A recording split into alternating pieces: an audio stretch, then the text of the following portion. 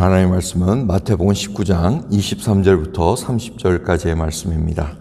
예수께서 제자들에게 이르시되 내가 진실로 너희에게 이르노니 부자는 천국에 들어가기가 어려우니라. 다시 너에게 말하노니 약대가 바늘귀로 들어가는 것이 부자가 하나님의 나라에 들어가는 것보다 쉬우니라 하신대. 제자들이 듣고 심히 놀라 가로되 그런즉 누가 구원을 얻을 수 있으리이까. 예수께서 저희를 보시며 가라사대 사람으로는 할 수 없으되 하나님으로서는 다 할 수 있느니라. 이에 베드로가 대답하여 가로되 보소서 우리가 모든 것을 버리고 주를 쫓아 싸우니 그런즉 우리가 무엇을 얻으리이까. 예수께서 가라사대 내가 진실로 너에게 이르노니 세상이 새롭게 되어 인자가 자기 영광의 보좌에 앉을 때에 나를 쫓는 너희도 12 보좌에 앉아 이스라엘 12지파를 심판하리라. 또 내 이름을 위하여 집이나 형제나 자매나 부모나 자식이나 전토를 벌인 자마다 여러 배를 받고 또 영생을 상속하리라. 그러나 먼저 된 자로서 나중되고 나중된 자로서 먼저 될 자가 많으니라. 아멘. 오늘 말씀은 어저께 부자 청년 그 말씀을 통해서 다시 부연 설명을 하고 계십니다. 부자 청년 관원은 재물이 많아서 하나님을 경외한다고 했지만 사실은 사랑하는 마음이 없었다는 것입니다. 하나님보다 오히려 재물에 더 마음이 있었고 그래도 그 율법을 지킨다고 지켰으나 마음의 평강이 없었다는 것, 뭔가 부족한 걸 알았는데 주님께서 그걸 지적해 줬을 때 그는 그거를 억셉트 안 하고 떠나갔습니다.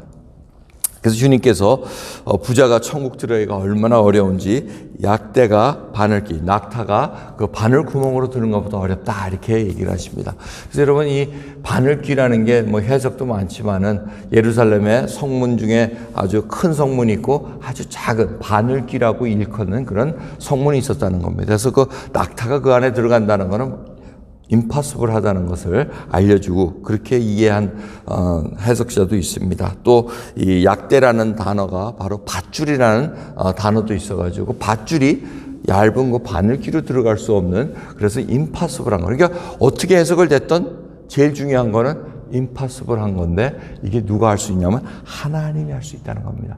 이 얘기를 왜 하냐면 베드로도 왜 깜짝 놀랐냐면 누가 그러면 천국에 들어갈 수 있겠습니까? 이제 그 얘기를 물어보는 이유가 부자고 뭐 명예가 많고 뭐 권세가 많고 이런 자들은 다 유대 관념에 의해서는 하나님의 은혜를 받고 하나님 나라에 들어간 자구나 이제 그렇게 다 이해하고 있었다는 겁니다. 그런데 지금 주님께서는 완전히 그걸 뒤집는 말씀.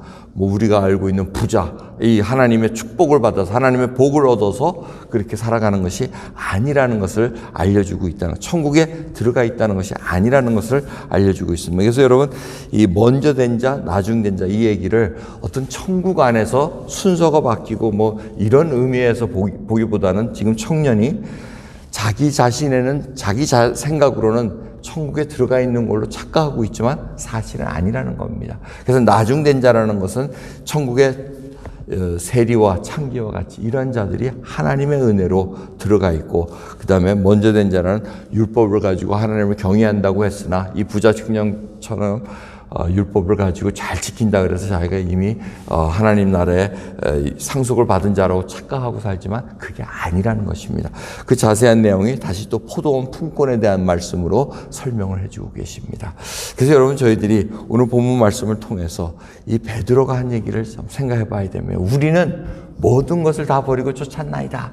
그럼 주님께서 그렇다고 얘기를 해주시면 좋은데 너희들이 보좌의 심판을 같이 나누리라 이렇게 얘기합니다. 물론 제자들이 심판을 한다는 것이 아니고 주님이 심판하시는 심판주로 오셨을 때 그걸 옆에서 보좌하고 같이 한다는 것을 의미할 수 있습니다. 그러면서 주님의 제자 결국 저희들을 얘기하면 내 이름으로 집이나 형제나 자매나 부모나 자식이나 전토를 벌인 자마다 여러 배를 받고 또 영생을 상속하리라.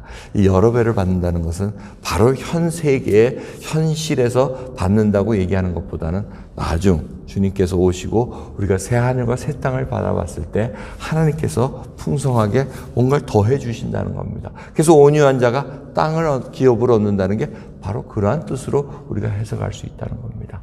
그래서 여러분 영생을 바라보면서 살아가야 됩니다. 오늘도 주님을 위해서 내가 무엇을 버리고 쫓아가는가. 이 베드로와 이 제자들을 보면 어떻습니까? 그물을 다 내려놓고 배도 다 내려놓고 주님을 쫓았나이다. 주님께서 이 제자된 삶을 살아갈 때 주님 이외에 다른 것들을 사랑하는 걸 용납하지를 않으십니다.